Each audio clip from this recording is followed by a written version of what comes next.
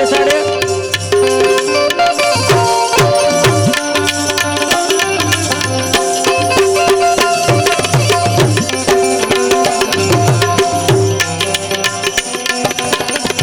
विश्व के मान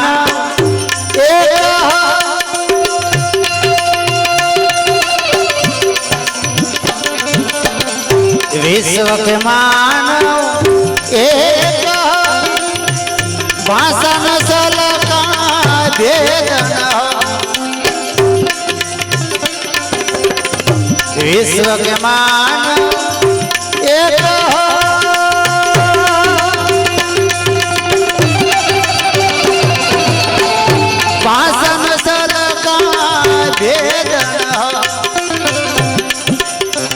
विश्व बंधुत्व भाव सहित विश्व बंधुत्व भाव सहित धर्म शरणं गच्छामि बुद्धं शरणं गच्छामि.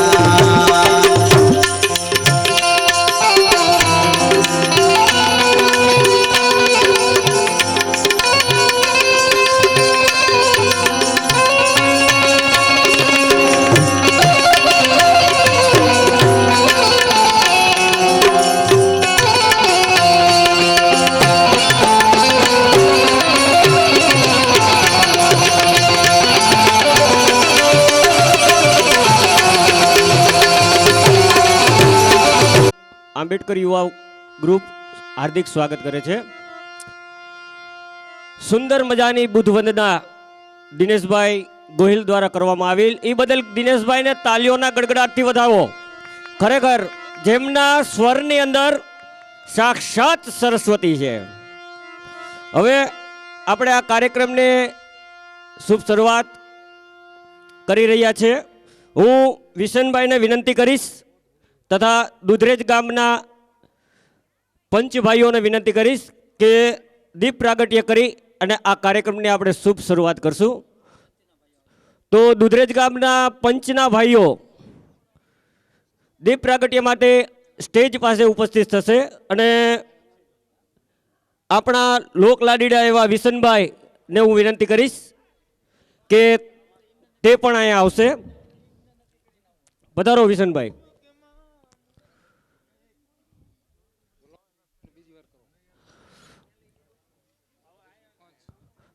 દુધરેજ ગામના પંચભાઈઓ સ્ટેજ પર આવી જશે.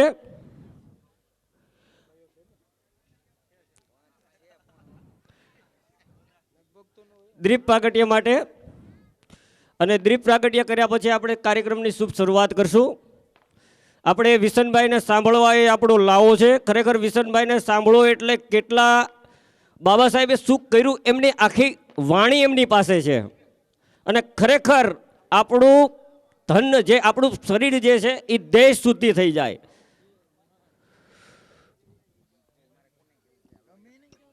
મિત્રો એકવાર ફરીથી આપણે જય ઘોષ કરશું. જય ભીમ.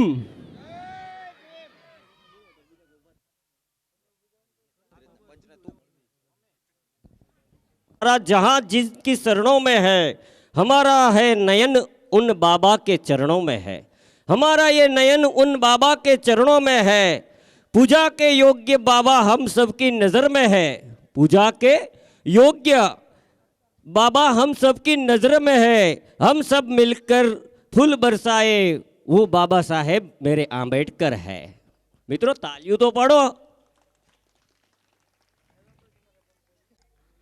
डॉक्टर बाबा साहेब आंबेडकर ग्रुपना युवानो करे तो દૂધરેજના પંચની એકવાર જય બોલાવી દો.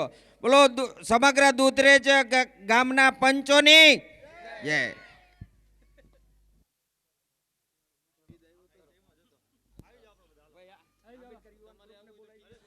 આશાબેનને વિનંતી કરીશ કે આશાબેન પણ પધારશે અહીંયા દીપ પ્રાગટ્ય માટે. બેન શ્રી આશાબેન.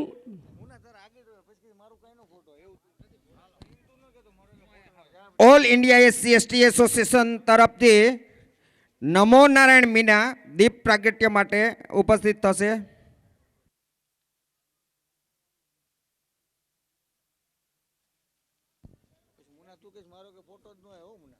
देश के लिए जिन्होंने विलास ठिकराया, गिरे हुए को जिन्होंने स्वाभिमान सिखाया, जिसने हमको तूफानों से टकराना सिखाया, देश के वो थे अनमोल दीपक, बाबा साहेब कहलाया।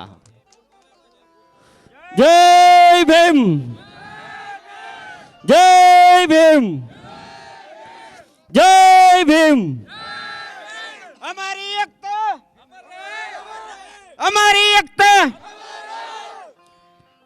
डॉक्टर बाबा साहेब आंबेडकर युवा ग्रुप, बोलो रे बोलो, बोलो रे बोलो। जय भीम। डॉक्टर बाबा साहेब आंबेडकर अमर रहो। डॉक्टर बाबा साहेब आंबेडकर अमर रहो।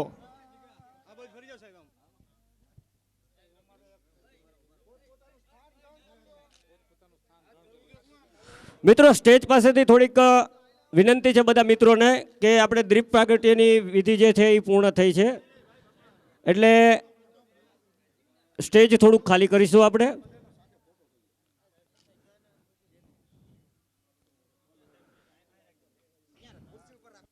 આપણે અહીંયા પધારેલ આપણા વિસનભાઈ કાથડ बहुजन साहित्यकार, જેમનું સ્વાગત પુષ્પોથી સ્વાગત ડૉક્ટર આંબેડકર યુવા ગ્રુપના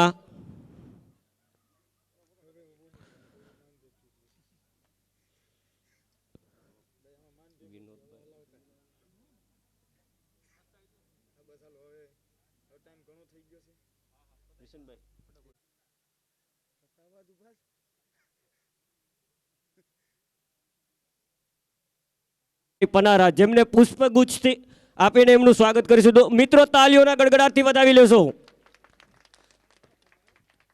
જય ભીમ.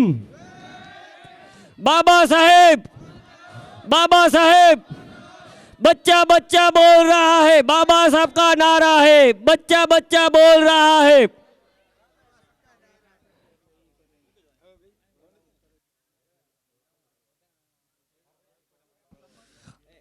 भीम, जय भीम, जय भीम।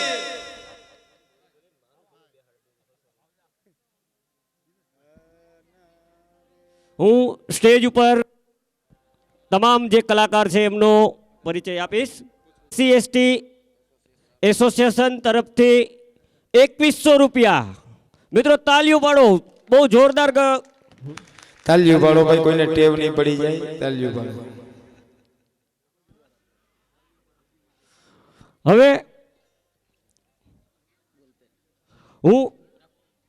હવે આપણે કલાકારોનો થોડોક પરિચય આપી દઉં.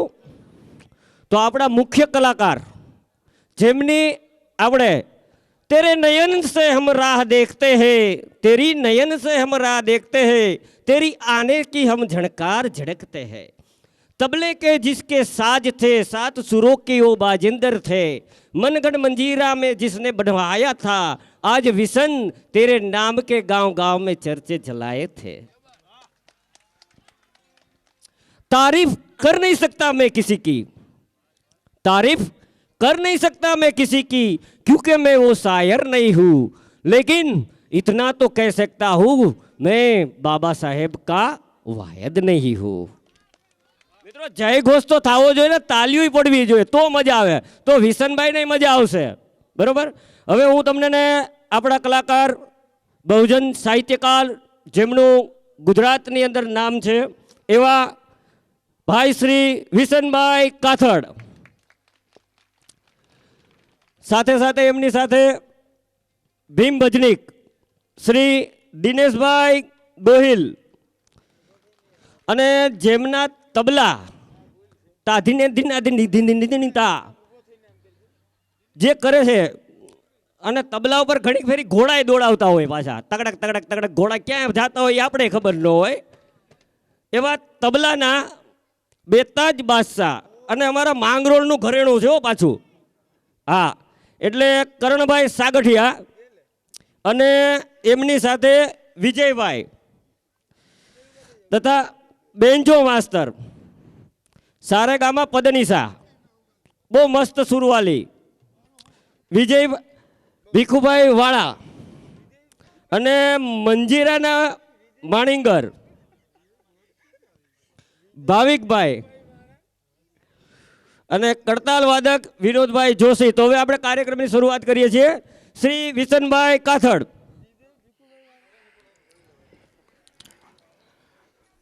મોડું થયું છે, ઠંડીની સિઝન છે.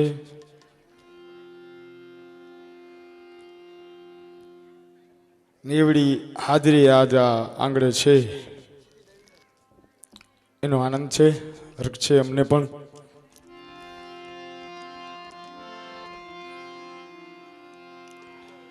ત્યારે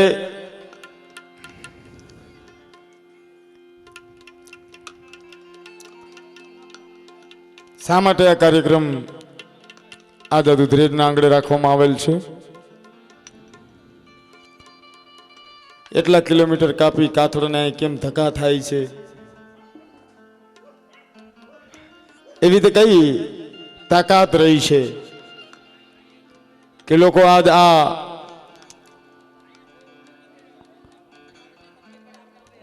કાયમને માટે બિરદાવવા માટે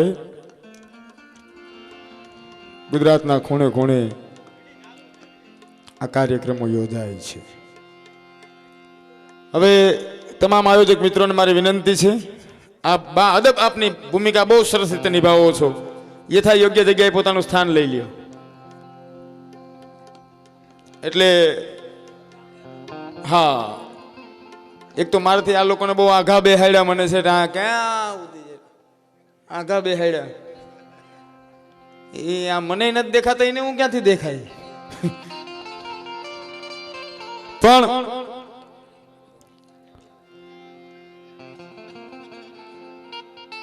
121મી મા રમાની જન્મ જયંતિ નિમિત્તે આ કાર્યક્રમ છે. તો મા રમા ને શા માટે આજ યાદ કરવા બંતેજી વંદામી બંતે શા માટે યાદ કરવા ઘટે? તમામ હાજરીન માણસો, તમામ માતાઓ બહેનો ખાસ આ ઘટનાની નોંધ લે. ઘટના કંઈક એવી બને છે કે 7 જ વર્ષની એક દીકરી છે, બાપીનો પથારી વશ છે અને માં છે એ ઘરનું ગુજરાન ચલાવે છે. આ ઘટના આકાર અહીંથી પામે છે. 7 વર્ષની દીકરી એટલે સમજી લો ને કે બીજું ત્રીજું ભણતી હોય. આજના સમયમાં તમે કહો તો બીજું ત્રીજું ભણતી દીકરી, 7 વર્ષની દીકરી ઘરનું આખે આખું ભેગું કરે છે. માં રૂકમણી પણ બધું ભેગું કરે છે અને એ ઘર સંસાર એ બાપ પથારી વશ છે અને સંઘર્ષમય જીવન જીવે છે. 7 વર્ષની દીકરી ઉપર આખી ઘરની જવાબદારી નભે છે. સાંભળજો તમે, શા માટે આજ એટલા વર્ષો પછી આ ઘટનાને યાદ કરવી તમારે મારે ઘટે એ માટેની વાત છે. બને છે એવું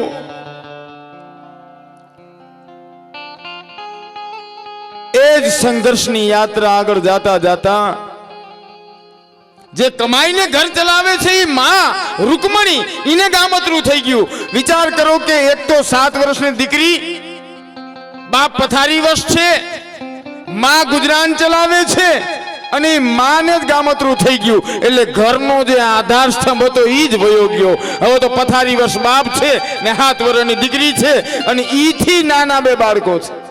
આવી પરિસ્થિતિની વચ્ચે ઈ 7 વર્ષની દીકરી ત્યાંથી ટેવાઈ ગઈ કે પરિવારને કઈ રીતે ભેગો રાખવો, ભરણ પોષણ કઈ રીતે કરવું, જવાબદારી કેને કહેવાય. અરે 7 વર્ષ એટલે કઈ ન કહેવાય સાહેબ. 5 વર્ષે તમે તમારા દીકરાને પહેલામાં મૂકો, બીજામાં આવે એટલે 7 વર્ષ થાય. એટલી જ અવસ્થા, એટલી. અને બને છે એવું કે જે પથારી વશ જે બાપ હતો એ પણ ખોડિયામાંથી જીવ નીકળી ગયો, એને પણ લાંબુ ગામતરું થયું. હવે માત્ર ને માત્ર 7 કે 8 વર્ષની દીકરી અને 2 નાના ભાઈઓ એ તમામને લઈ અને એ મામાની ઘેરે જાય છે.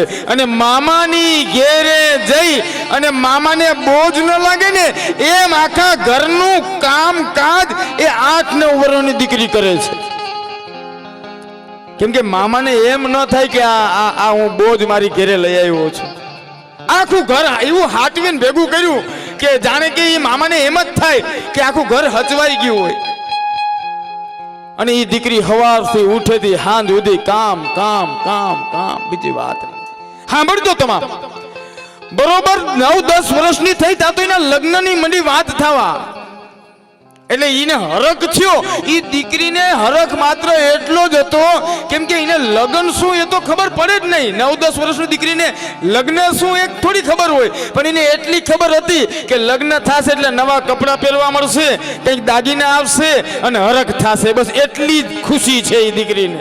સાંભળજો, બાકી બીજી એને લગ્ન હારે કોઈ એને નાવા નીચવાનો સંબંધ નહીં. 10 વર્ષની દીકરીને બીજી શું સમજણ હોય? એ 10 વર્ષની દીકરીના લગ્ન થાય છે. સાંભળજો તમામ, એ લગ્ન થયા પછી એને પતિ કેવો મળે છે? તો કે પતિને માત્ર એક જ સપનું છે કે પોતાના માટે જીવન નથી જીવવું, સમાજ માટે જીવન જીવવું છે.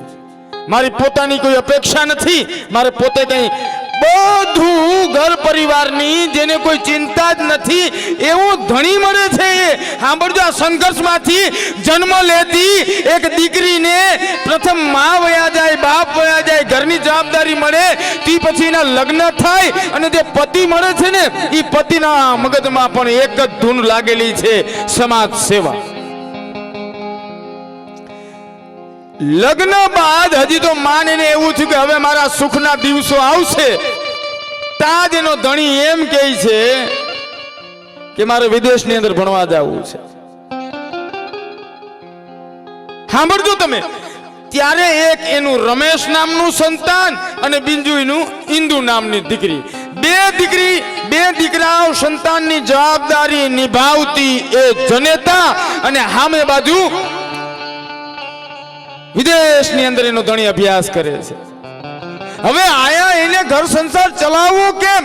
તો એના માટે થઈ ગામમાંથી છાણ વીણીને આવે, એના છાણા થાપે, છાણા વેચવા જાય, એમાંથી પૈસા આવે, એની 4 રોટલી ગળાય, એક ઇન્દુની, એક રમેશની અને વધે તો એની.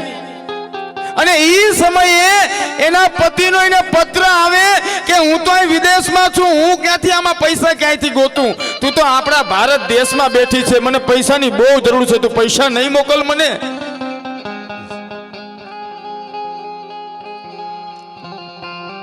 એ પત્ર મળે છે ત્યારે એક બાજુ એની દીકરી ઇન્દુ પથારીવશ છે, એની દીકરી પથારીમાં છે, ગરીબાઈ આટો લઈ ગઈ છે,